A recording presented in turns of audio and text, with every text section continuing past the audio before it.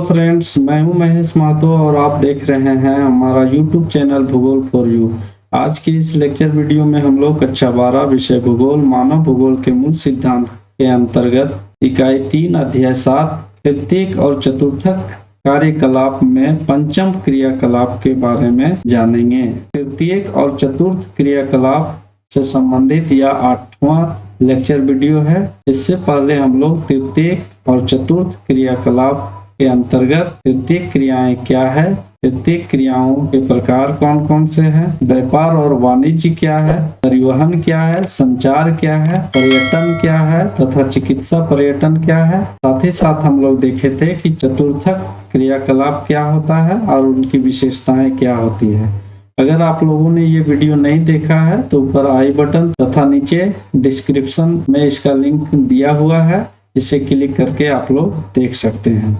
आज का lecture video का जो टॉपिक है वह है पंचम क्रियाकलाप। पंचम क्रियाकलाप की क्या विशेषताएं हैं तथा इसके अंतर्गत कौन से व्यवसाय को शामिल किया जाता है तथा इनकी क्या क्या विशेषताएं हैं हम लोग देखते हैं। तो चलिए सेशन का शुरुआत करते हैं और जानते हैं पंचम क्रियाकलाप क्या है तथा इसकी विशेषताएं कौन कौन सी है या क्या है। पंचम क्रियाकलाप उन सेवाओं को कहा जाता है जिसमें नवीन एवं वर्तमान विचारों की रचना, उनके पुनर्गठन और व्याख्या, आंकड़ों की व्याख्या और प्रयोग तथा नई प्रौद्योगिकी का मूल्यांकन किया जाता है।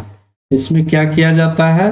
नवीन एवं वर्तमान विचारों की रचना किया जाता है, नए नए कॉन्सेप्ट लाए जाते हैं, इनके पुनर्गठन और व्याख्या किया जाता है, आंकड़ों की व्याख्या और प्रयोग तथा नई प्रौद्योगिकी का मूल्यांकन किया जाता है।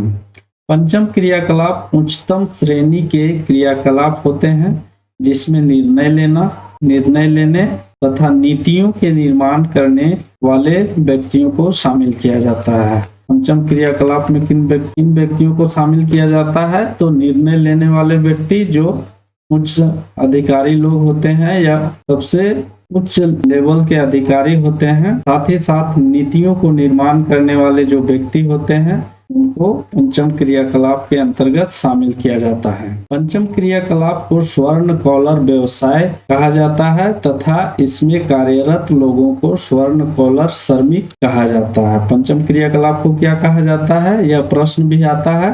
तो पंचम क्रियाकलाप को स्वर्ण कॉलर व्यवसाय कहा जाता है तथा इसमें जो शामिल लोग होते हैं या काम करने वाले लोग होते हैं, जो नीति निर्धारक होते हैं, उनको कहा जाता है स्वर्ण कॉलर श्रमिक। यह भी प्रश्न आता है कि स्वर्ण कॉलर श्रमिक किस क्रियाकलाप से संबंधित है, तो इसका उत्तर क्या होगा? पंचम क्रियाकलाप। यह व्यवसाय भी चतुर्थक क्रियाकलाप की भांति तृतीय क्रियाकलाप का सबसे विकसित उपव्यवसाय है।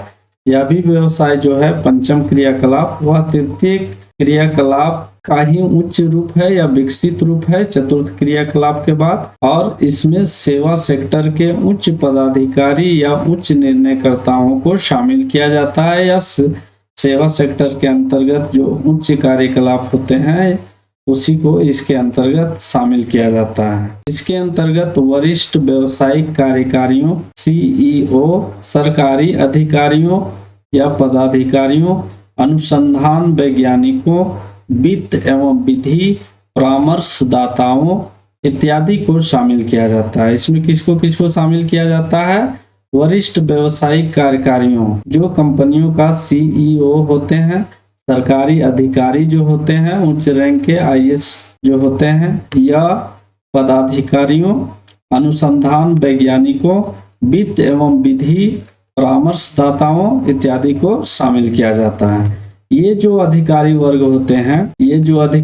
होते हैं उच्च कुशलता वाले कार्यों का प्रतिनिधित्व करते हैं। ये जो पदाधिकारी गण होते हैं या अधिकारी वर्ग होता है वह क्या करता है? उच्च कुशलता वाले कार्यों का प्रतिनिधित्व करते हैं तथा इसका वेतन और जिम्मेदारियां भी अधिक होती है। इन लोगों का सबसे अधिक वेतन मिलता है, साथ ही साथ इन लोगों के ऊपर बहुत बड़ी जिम्मेदारी होती है किसी संस्था को चलाने के लिए, किसी व्यवस्था को सुधारने के लिए या कोई नए प्रोजेक्ट की, नए योजना की सफलता के लिए। उन्नत अर्थव्यवस्थाओं की संरचना में उनका महत्व उनकी संख्या से कहीं अधिक होता है। इनका जो महत्व काफी अधिक होता है किसी भी अर्थव्यवस्था को विकसित बनाने में या विकसित अर्थव्यवस्था में इसका काफी महत्वपूर्ण योगदान होता है या महत्व होता है। ज्ञान प्रक्रमण बाह्य स्रोतन, जिसको नॉलेज प्रोसेसिंग आउटसोर्सिंग कहा जाता है, शॉर्ट में इसको KPO कहा जाता है। व्यवसाय प्रक्रमण बाह्य स्रोतन, जिसे बिजनेस प्रोसेसिंग आउटसोर्सिंग या BPO कहा जाता है। और होम शोरिंग पंचम सेवाओं की नवीनतम प्रवृत्ति है। पंचम सेवाओं के अंतर्गत ये नवीनतम प्रवृत्ति है। कौन कौन सी? ज्ञान प्रक्रमण बाह्य स्रोतन, व्यवसाय प्रक्रमण बाह्य स्रोतन और होम शोरिंग। यहाँ भी 3 प्रकार के प्रश्न बनते हैं। कभी कभी आता है कि KPO का फुल फॉर्म क्या होता है, तो इसका फुल फॉर्म होता है नॉलेज प्रोसेसिंग आउटसोर्सिंग, और इसके साथ साथ होता है BPO। BPO का विस्तारित रूप लिखें, या इनमें से BPO का विस्तारित रूप क्या है, तो इसका उत्तर होगा बिजनेस प्रोसेसिंग आउटसोर्सिंग।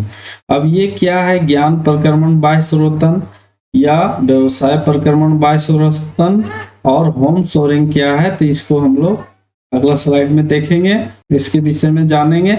साथ ही साथ जो ये बाह्य स्रोतन है, बाह्य स्रोतन का हम लोग नेक्स्ट वीडियो में इसका चर्चा करेंगे। नेक्स्ट वीडियो इसी से संबंधित आएगा, आप लोग जरूर देखिएगा बाह्य स्रोतन के बारे में।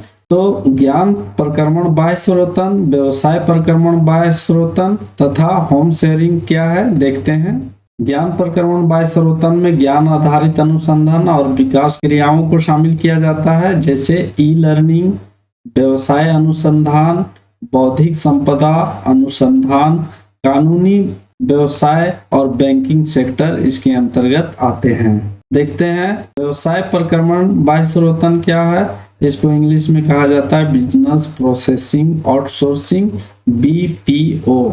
इसमें उच्च कुशल कर्मी सम्मिलित होते हैं। इसके अंतर्गत किसको शामिल किया जाता है? उच्च कुशल कर्मी। जो उच्च कुशल कर्मी होते हैं, निर्णय करने में या नीति बनाने में को शामिल किया जाता है। यह सूचना प्रेरित ज्ञान के बाह्य स्रोतन है। यह सूचना प्रेरित ज्ञान के बाह्य स्रोतन है।